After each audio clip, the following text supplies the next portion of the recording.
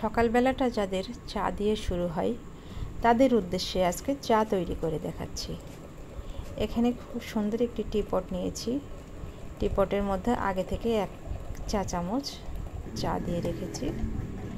এতে দিয়ে দিলাম ফুটন্ত গরম পানি এবং চামচ দিয়ে একটু আলতো হাতে নেড়ে ঢাকনা দিয়ে ঢেকে রাখবো 2 থেকে 3 মিনিটের জন্য। এরপর কাপে সুন্দরভাবে ঢেলে প্রেজেন্ট করব।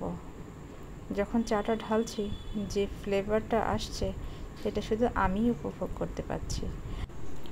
আর যারা চা লাভার আছেন তারা উপলব্ধি করতে পারছেন। দিয়ে দিলাম এক টুকরো স্লাইস লেবু। লেবুতে অনেক সুন্দর একটা ফ্লেভার আসে। আর ডেকোরেশনের জন্য কাপের মাথায় 1 পিস লেবু, আর অপর কাপটিতে কয়েক ফোঁটা লেবু দিয়ে চামচ দিয়ে ভালো করে নেড়েচেড়ে নিচ্ছি।